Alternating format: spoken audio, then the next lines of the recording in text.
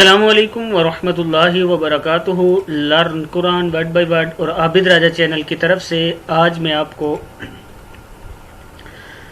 والدین کے ساتھ کیسے پیش آنا چاہیے، رسول اللہ صلی اللہ علیہ وسلم کی حدیث اور امام شافعی کا قول بتاؤں گا۔ رسول اللہ صلی اللہ علیہ وسلم نے فرمایا، والدین تمہاری جنت بھی ہیں اور اگر ان کے ساتھ حسن سلوک کرو، اور تمہاری دوزخ بھی ہیں اگر ان کی نافرمانی کرو۔ اب اس حدیث میں رسول اللہ صلی اللہ علیہ وسلم نے بڑے واضح الفاظ میں بیان فرما دیا۔ حدیث کے پہلے حصے میں اگر آپ غور فرمائیں تو والدین تمہاری جنت بھی ہیں، یہاں تک تو یہ پکی بات ہے کہ جو ہمارے والدین ہوتے ہیں وہ ہماری جنت ہیں۔ اب جنت کو حاصل کیسے کرنا ہے آگے دیکھیں۔ حدیث کے اسی پہلے حصے کا دوسرا جملہ جو ہے، اگر ان کے ساتھ حسن و سلوک کرو گے، اگر ان کا ادب اچھے انداز سے ان کی خدمت کرو گے تب وہ تمہاری جنت ہے۔ جنت وہ پھر بھی رہیں گے، لیکن آپ کو جنت تب ملے گی جب آپ اس طرح ان کے ساتھ رہیں گے اچھے طریقے سے۔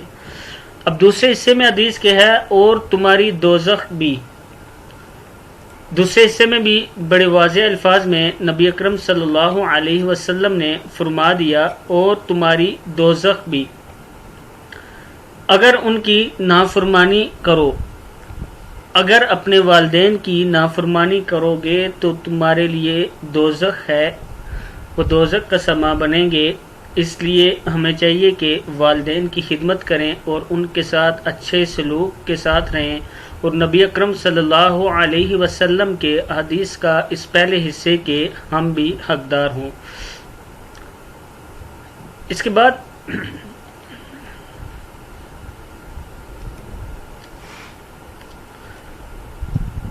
دوسرا جو ہے ماں باپ کے ساتھ حسن و سلوک۔ حضرت شیخ الحدیث علامہ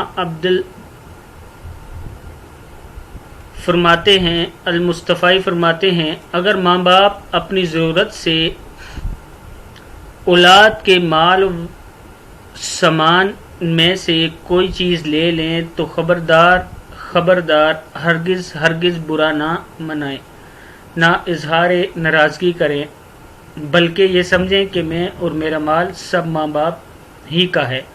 حدیث شریف میں ہے کہ حضور اقدس صلی اللہ علیہ وسلم نے ایک شخص سے یہ فرمایا، انت و مالک لابیک، یعنی تو اور تیرا مال سب تیرے باپ کا ہے۔ سن ابن ماجہ کی حدیث ہے۔ اب اس حدیث میں آپ دیکھیں کہ نبی اکرم صلی اللہ علیہ وسلم نے اولاد کے لیے یہ فرما دیا کہ تو اور تیرا مال جو کچھ بھی تیرے پاس ہے یہ تیرے باپ کا ہے۔ آج کل یہ مسائل اکثر دیکھنے میں آتے ہیں کہ اولاد اپنے ماں باپ کی نافرمانی کرتی ہے، مال اور جائیداد وغیرہ کی وجہ سے اپنے ماں باپ کی نافرمانی کرتی ہے۔ تو جب نبی نے فرما دیا اس حدیث میں، آپ غور سے سن لیں، تو اور تیرا مال سب تیرے باپ کا ہے، اس سے ثابت ہوا کہ آپ جو کچھ بھی ہیں اپنے والدین کی وجہ سے ہیں، باپ کی وجہ سے ہیں۔ اس لیے یہ دنیاوی مال جو ہے اس کی وجہ سے اپنے ماں باپ کو ہرگز ناراض مت کریں، ان کا خیال رکھیں اور ان کی خدمت کریں۔ جو تیسرا ہے والدین کے ادب، یہ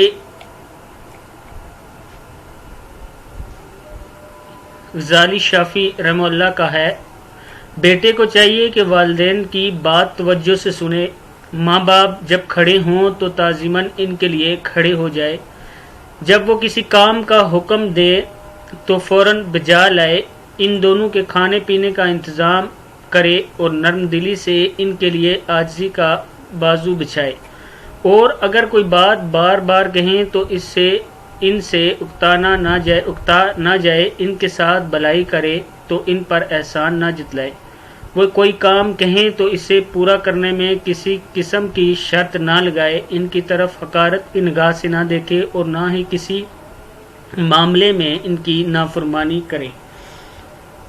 اس پہ بہت سی ان باتوں کا ذکر کر دیا گیا ہے جو آج کل ہمارے معاشرے میں عام پائی جاتی ہیں. آپ لوگ یہ غور سے سن لیں اور اس پر عمل کریں. انشاءاللہ اللہ تعالی ہم سب کو، اگر ہم نبی اکرم صلی اللہ علیہ وسلم کی احادیث پر عمل کریں گے تو جنت کے بھی حقدار ہوں گے اور اللہ تعالیٰ کے سامنے بھی جواب دے سکیں گے.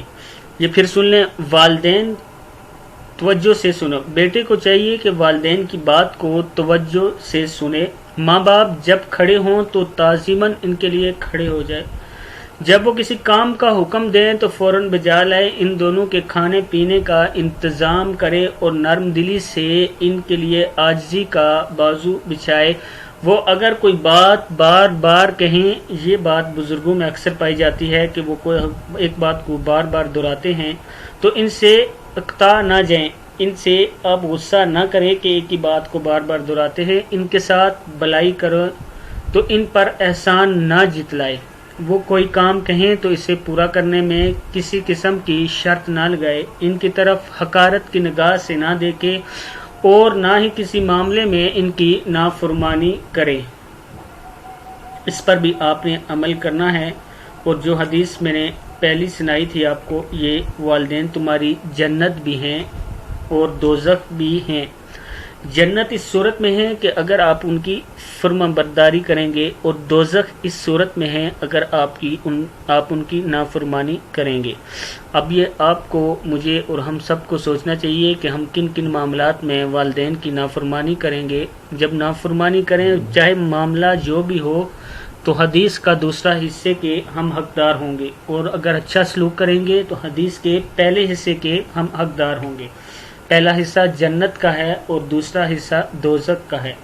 اب ہم نے خود یہ سوچنا ہے کہ ہم نے کس چیز پہ عمل کرنا ہے اور کیا ہمیں چاہیے. تو اس حدیث پہ عمل کریں اور آگے دوسروں تک بھی یہ ضرور آپ نے پھیلانی ہے. السلام علیکم ورحمۃ اللہ وبرکاتہ.